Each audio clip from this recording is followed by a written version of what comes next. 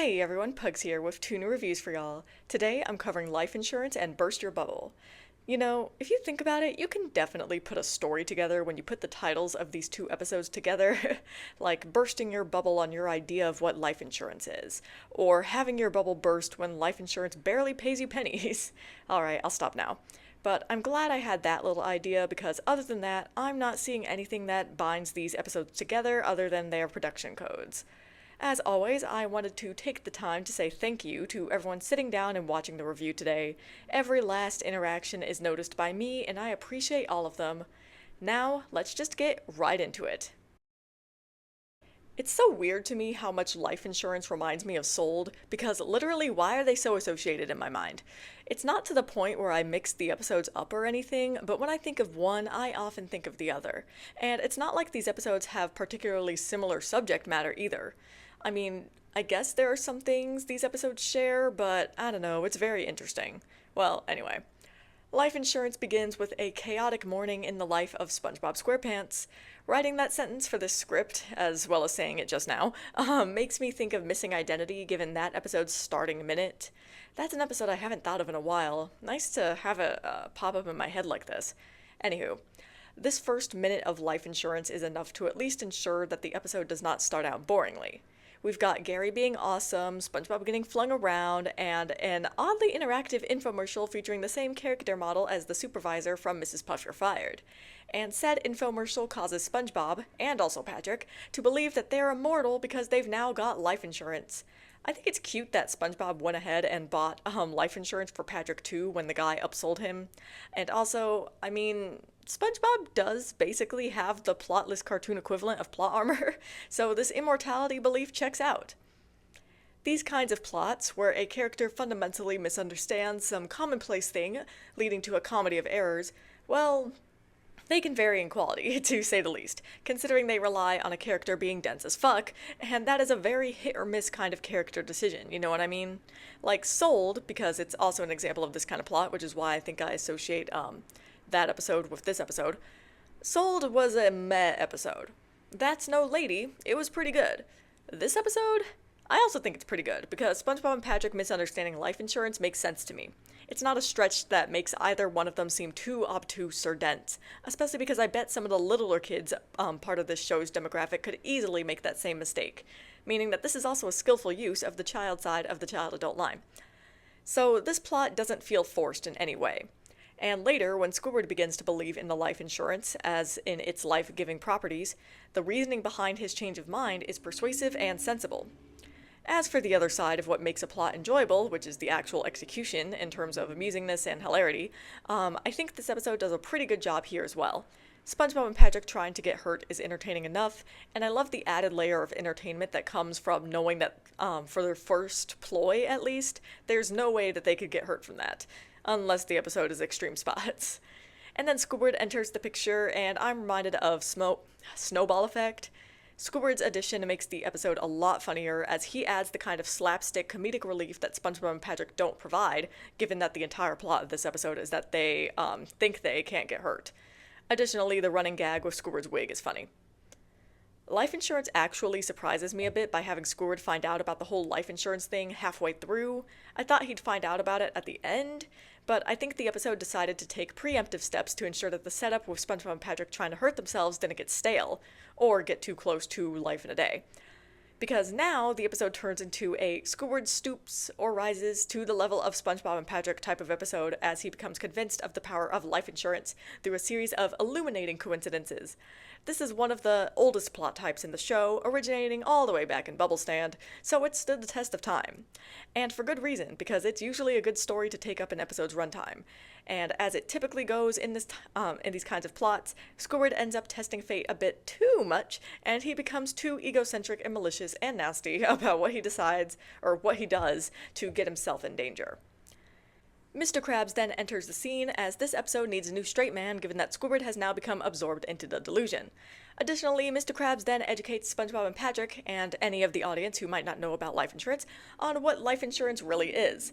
It's after he does this that I see that the inclusion of Mr. Krabs here is more justified, because I was thinking Sandy could have worked too, but if money's involved in the conversation, then it just makes sense that Mr. Krabs is the one talking. And of course, Mr. Krabs has to be a greedy bastard, which was a funny little moment, and his greed leads to SpongeBob taking the life insurance policy from Squidward before he goes into the sushi maker, which then ends up as predictably as you'd expect. It's predictable, but it's enjoyable.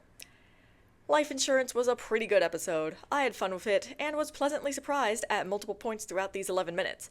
This episode does, though, lack that wow factor for me that would put it in the amazing tier. Not entirely sure why, just something felt not quite there for me. I think maybe there were just times that the episode didn't go far enough, I suppose. Well, whatever the case, I'm putting this episode in my great tier, where it comes in with a score of 8.8 out of 10. Oh, it's been so long since I've seen a boating school episode. Well, not really, especially since I recently watched season 15, but it feels like that, so that's what matters. And we haven't seen a boating school episode since early season 9 anyway, so yeah. And it's always a pleasure to see Mrs. Puff in a more substantial capacity than cameo or minor appearance. So it's nice to have that here in Burst Your Bubble. This episode begins with a chaotic driving lesson, which is one of my favorite tropes of a boating school episode. I particularly love it when episodes end with these, but I'm not going to complain about it being thrown into one at the beginning either. It's attention grabbing, and I like that. Kind of funny that both episodes in this episode pair begin with some chaos, huh? Anyway, SpongeBob fails his boating test, as per usual, and he leaves dispirited, feeling like he'll never get his license, and jealous of everyone he comes across with a boat. This segment also provides us with one of the most famous moments in post-sequel history, Thick Mr. Krabs. I want to know who thought of this, and who laughed while drawing it, because I just know they did. I have nothing more to say about that, so I move on. This episode also features the back of SpongeBob's house, which is notable to me because we rarely see it. Also, I just think this shot of SpongeBob sitting sad behind his house is neat, especially with the shading of the background. Also neat is this episode's focus on Bubbles. I really like how this episode merged two important things in this show, SpongeBob's inability to drive and SpongeBob's skill with Bubbles. I feel like these are also two aspects of the show that, despite being introduced extremely early on, aren't touched on that much these days, particularly the latter. So it's nice to see them brought together like this. SpongeBob makes a bubble boat for himself so that he can drive using his talent with bubbles, and everyone loves it. I mean, it wouldn't cause any pollution, so that's a win in my book, even though what would really be helpful is investment in public transportation, eliminated car centricity, increased density, and I'm getting on my soapbox again. Let me get back to the show. SpongeBob getting all excited and telling Gary about his day is cute. Y'all know I love moments like these, and SpongeBob is so me-core. It doesn't take long for the people of Bikini Bottom to start demanding bubble boats from SpongeBob, proving yet again that they are the most entitled people in this fucking show. I'm not actually annoyed by them in this episode, but a fact's a fact. Personally, I'd at least ask everyone to put in a deposit of 1 container of bubble soap at the very least, but SpongeBob is far too kind for his own good. It's what we love about the little guy, I suppose. Soon, everyone in Bikini Bottom is driving a bubble boat, and SpongeBob is the foremost expert on the things, so when Mrs. Puff is forced to learn how, he becomes her teacher. Hey, it's almost like this episode saw the missed opportunity in Summer Job to actually show SpongeBob being Mrs. Puff's teacher and decided to fix it. And this role reversal is really fun, especially as Mrs. Puff is not good at driving a bubble at all. A true role reversal through and through.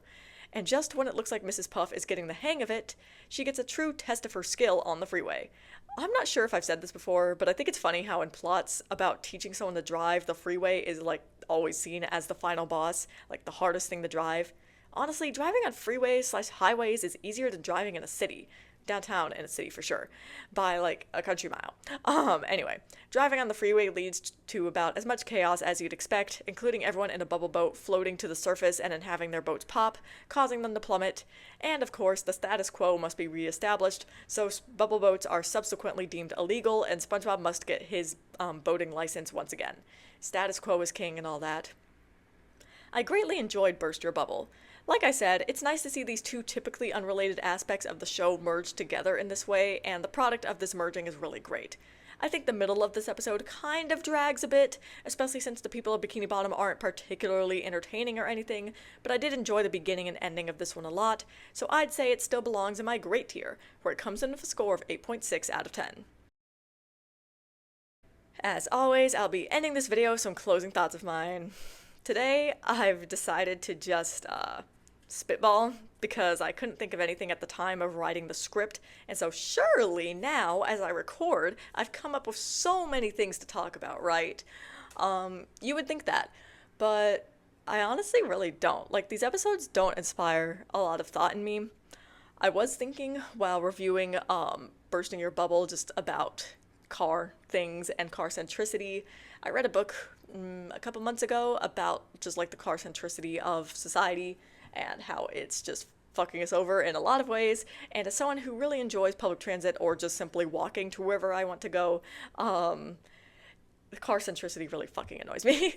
Though I would say I would enjoy riding a bubble boat. I wonder if it's anything like those little like hamster ball things. I remember I went to a fair once and they had those like hamster ball things and I wanted to try one so bad, but my parents did not let me, and then I never did it. Which honestly probably for the best. I feel like I'd be too scared of like falling upside down and breaking my neck or some shit. So, yeah. Anyway, clearly I have nothing to actually say about the episodes at hand. So I'm just gonna go ahead and end things here, and I'll see y'all in the next review.